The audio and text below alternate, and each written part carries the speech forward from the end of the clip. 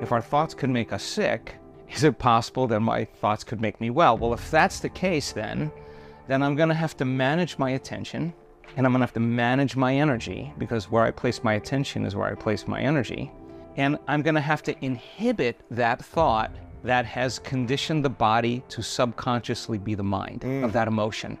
And the body's so objective that it does not know the difference between the real life experience that's creating that emotion and the emotion that person is fabricating by thought alone. To the body, it's exactly the same. If we knew that the best way to create a future is to change your state of being, then you would have to manage your attention on that thought and have to say, is this thought actually the truth? And how long am I going to keep thinking this thought? And firing and wiring that circuit in the brain. So there's biology, because now it's an automatic program. It's a belief. Wow. A belief is just a thought you keep thinking over and over again until it becomes subconscious or unconscious. So to change then is to become so conscious of that unconscious thought, that unconscious belief, that it wouldn't slip by your awareness. One of the most startling things for the research team was our community's ability to get to that point where there's no body, no one, no thing, nowhere, no time. Just give me a second. I know how to do this. They've practiced it enough times. The creative moment is when you get beyond yourself, when you dissociate from everything known in your material world. Turns out when you do that and you start changing your brainwaves slow down into alpha and theta, you're suppressing the memory bank of the known self that keeps you plugged into three-dimensional reality. When you quiet down this mechanism, now all of a sudden you start connecting to that field. And when you can stay conscious in those subconscious realms, when you can literally regulate and change brainwaves, now you're in the operating system where you can make those significant changes. So we now know that when people apply the formula and they do that properly, now they're walking through that door where they're ready to create from. In other words, you can't create from the known. You can't create with your body. That's matter trying to change matter. And you can do it, it's just going to take a long time. But when you create from the field instead of from matter, there's a whole different set of dynamics that takes place. When the brain starts functioning in a level of order or coherence, more neurons are recruited in bigger communities, and that kind of holism that's created is so important. The other thing we realize is that when people really heal their heart, they heal their mind. I have no doubt about that. You cannot do one without the other. And when there's enough energy in the heart, we've seen this. We've got the technology to see that when the heart starts working, when people start doing it properly, there's this low frequency in the heart that starts to rise. It's only indigenous to the heart because they have their attention on it. Where you place your attention is where you place your energy. So they're filling the gas tank up, and when it gets to a certain point, here comes the parasympathetic nervous system saying, get out of the stress response, get relaxed, and then all of a sudden you think that would be over. But it's not. Then the parasympathetic nervous system drops down and the sympathetic nervous system comes up, and when the sympathetic nervous system comes up, now the person's relaxed and awake. Like they're really relaxed in their heart, and they're really awake in their brain. That state is so much better than being stressed out and unconscious and in a program, right? So turns out, when you get to that state, when the heart starts informing the brain, it resets the baseline for the trauma that's stored in the brain, in the amygdala. It's informing the brain that the event is over. Because the emotion that they're feeling is dragging the body out of the past, right to the present. And when they feel that glory, that really rich feeling where it's like, oh my God, this is something I haven't felt since I was 9 years old or 6 years old. And it's this familiar feeling in their heart, the words many people use, blows wide open. When they look back at their past, their trauma, the loss, the betrayal, the abuse, sexually, physically, emotionally. And they look back at their betrayers and their abusers, and they have nothing but compassion. They see the whole thing. They're seeing their past from a greater level of consciousness, right? So now that it resets the baseline, and the event is over, and there goes the endometriosis. There goes the suicidal tendencies. There goes the rashes. There goes the gum disease, whatever it is. Just the body gets an upgrade. It's no longer believing it's in the same trauma 24 hours a day, 7 days a week, 365 days a year, because they're living unconsciously or subconsciously in that emotional program, right? Most beliefs are created from past experiences, right?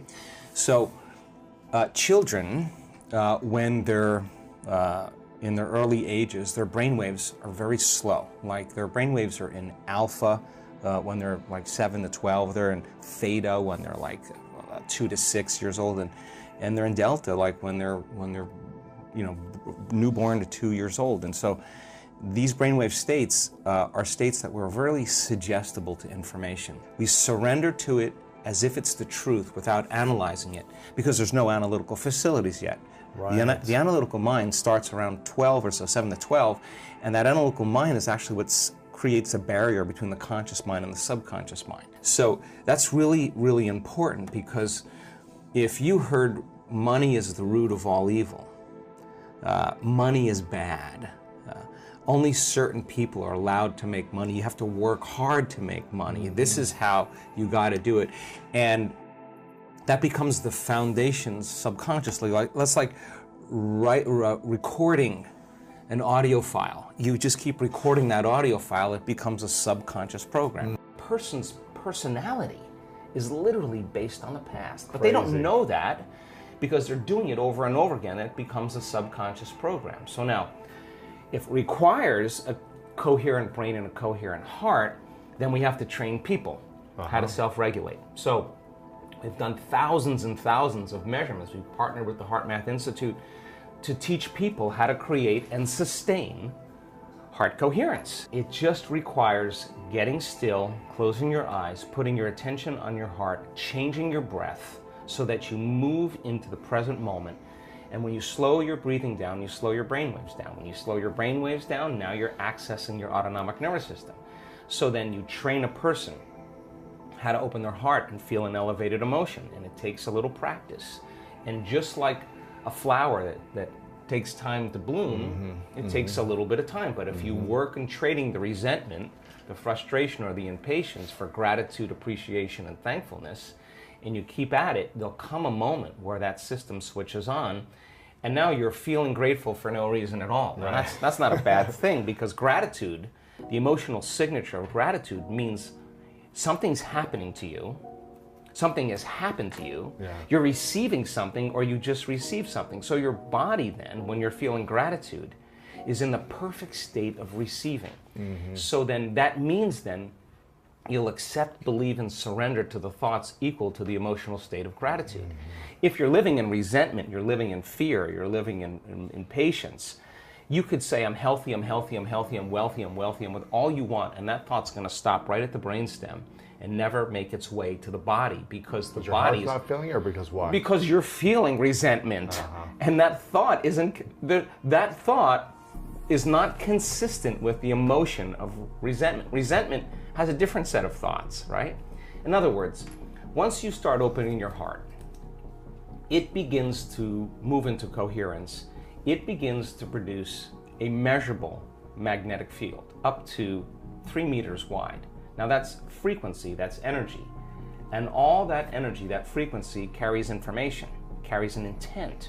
So then when you're feeling gratitude and your heart is open, you're broadcasting energy into the field. Now, frequency. A frequency. You lay the intent of the thought of your health or your wealth. That frequency can carry the thought of your wealth. It can carry the thought of your health.